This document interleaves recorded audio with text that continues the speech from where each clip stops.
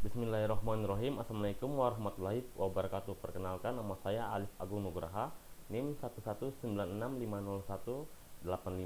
dari kelas C. Jadi pada mata kuliah kecerdasan buatan, kami mendapat tugas untuk mereview jurnal tentang forward chaining dan backward chaining. Jadi langsung saja kita mulai reviewnya.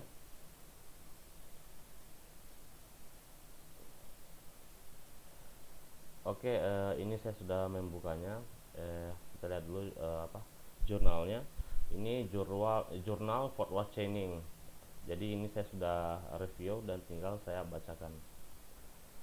Judul jurnal ini, sistem pakar metode forward chaining untuk mengukur keparahan penyakit gigi dan mulut.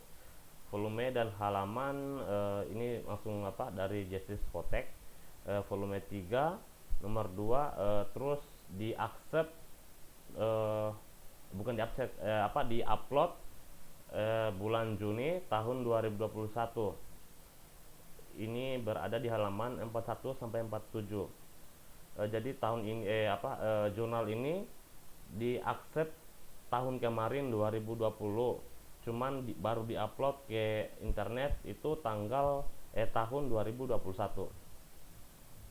Penulisnya Ilham Roniansyah Semijan dan reviewnya saya sendiri. Tujuan penelitian mengukur keparahan penyakit gigi dan mulut serta memberikan diagnosis terhadap penyakit gigi dan mulut yang diderita sehingga nantinya dapat menjadi acuan untuk konsultasi ke dokter. Penelitian ini dilakukan secara urut dan berikut adalah pemaparan mengenai kerangka tersebut. Pertama itu metode penelitiannya, mereka mengidentifikasi masalah penelitian untuk mempersiapkan penelitian. Terus identifikasi masalah serta mencari sumber literatur. 2.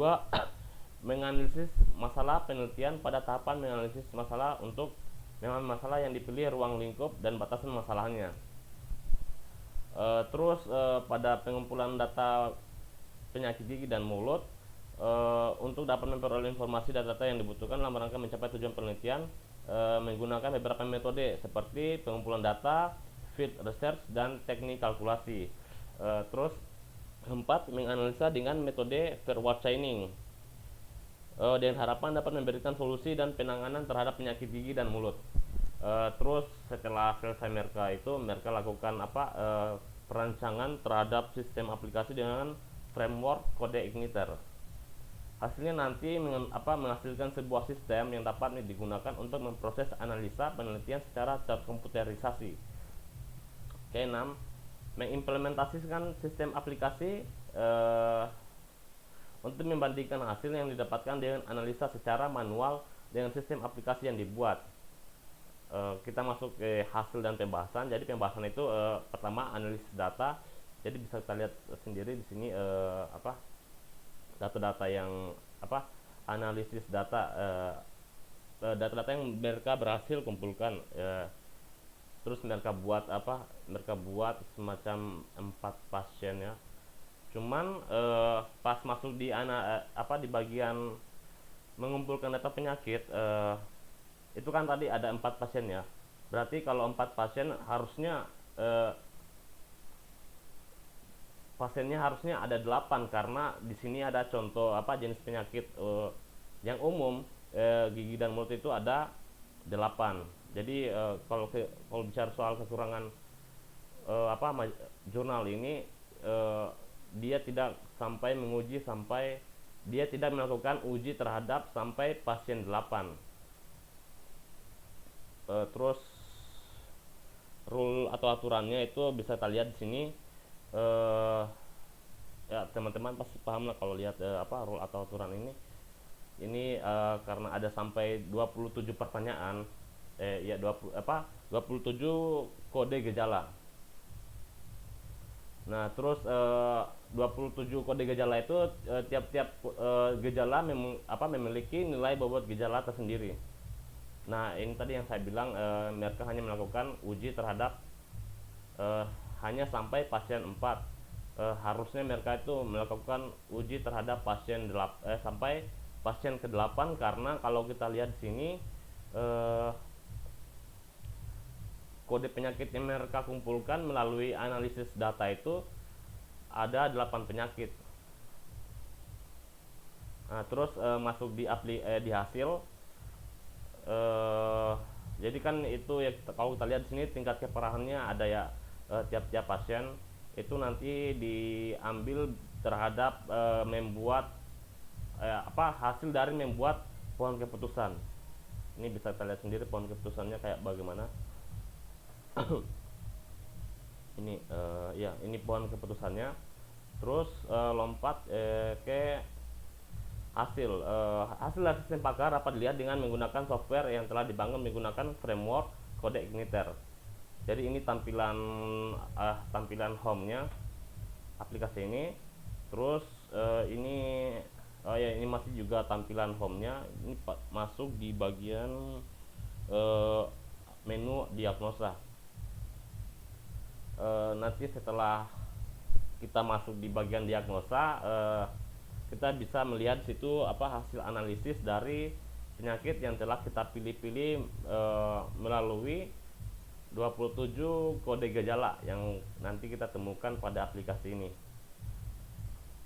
Nah, terus kesimpulan reviewnya, penelitian ini dapat mengidentifikasi penyakit gigi dan mulut serta dapat menentukan tingkat keparahan penyakit gigi dan mulut yang diderita pasien, sehingga penelitian ini dapat menjadi rujukan dalam mengidentifikasi penyakit gigi dan mulut serta memberikan pengetahuan kepada pasien tentang perawatan kesehatan gigi dan mulut. Jadi kita lanjut ke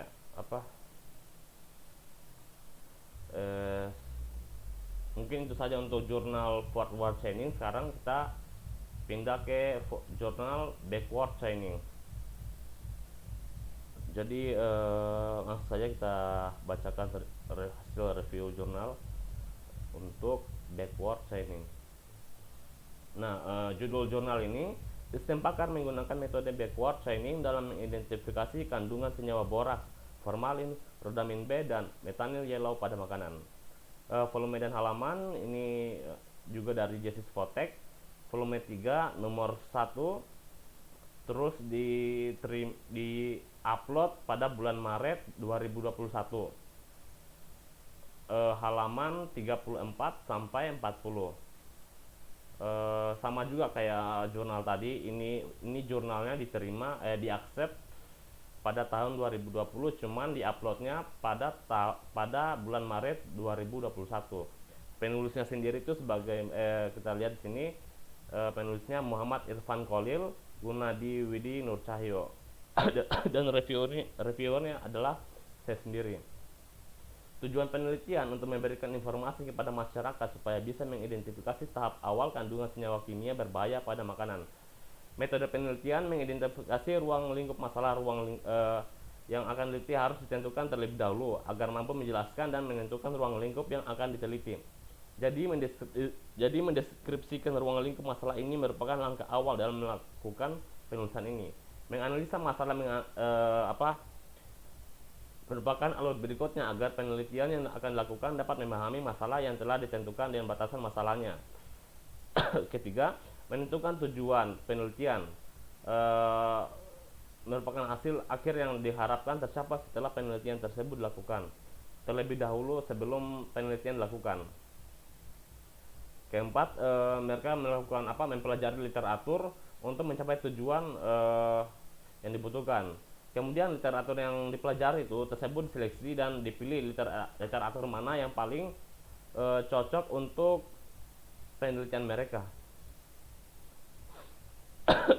Kelima, mengumpulkan data untuk dapat memperoleh informasi data-data yang dibutuhkan dalam penelitian rangka mencapai tujuan penelitian. Pada metode penelitian ini, peneliti menggunakan beberapa metode penelitian dalam pengumpulan data, yaitu field research dan teknik kalkulasi. Field research merupakan sebuah metode penelitian agar dapat menghasilkan data yang optimal. Maka diperlukan penelitian lapangan, di mana penelitian lapangan ini melakukan pengambilan data secara langsung. Teknik kalkulasi adalah menghitung data yang tersedia untuk menghasilkan informasi yang berguna di dalam penelitian ini. Terus untuk hasil dan pembahasannya, pengujian terhadap beberapa data makanan dilakukan untuk melihat seberapa besar tingkat akurasi hasil sistem pakar dengan hasil yang diberikan pakar. Dalam pengujian ini yang menjadi hasil pengujian adalah nama senyawa kimia dan ciri-ciri fisik makanan, dan hasilnya dibandingkan secara langsung pada sistem pakar. Sistem penilaian keakuratan sistem terdiri dari dua level, yaitu level 0 dan level 1. Level 0 diberikan jika hasil diagnosis sistem tidak sama dengan hasil diagnosis pakar, dan level 1 diberikan jika diagnosis sistem dan pakar memberikan hasil yang sama. Adapun hasil pengujian sistem dengan beberapa data pasien beserta perbandingannya dengan keputusan pakar dapat dilihat pada tabel ini. Jadi kita lihat di sini hasil dari penelitiannya. Ini ada tabelnya, nomor ada nama makanan, terus ciri fisik makanan, terus hasil uji yang didapatkan pada penelitian ini. Terus sekarang kesimpulan reviewnya, pada sistem pakar identifikasi senyawa kimia boraks, formalin, rhodamin B dan metanil yellow pada makanan menggunakan metode backward chaining. Terdapat 18 ciri fisik makanan yang didapatkan dari pakar, dan terdapat 6 buah data yang dilakukan pencarian dengan sistem menggunakan metode backward chaining. Dan dibandingkan dengan data asli yang didapatkan dari pakar, didapatlah hasil kecocokan data dari pakar dengan hasil pencarian tersebut, mendapatkan persentase 100%. Solusi yang dihasilkan yaitu sampel tersebut harus dilakukan pengujian labor. Diharapkan aplikasi ini dapat membantu masyarakat dalam edukasi senyawa kimia pada makanan dan mengidentifikasi tahap awal makanan sebelum dilaporkan ke pengawas obat dan makanan untuk dilakukan pengujian labor. Jadi itu saja review jurnal dari saya. Mohon maaf jika ada kata yang terlalu susah dimengerti. Wabillahi taufiq wal hidayah. Wassalamualaikum warahmatullahi wabarakatuh.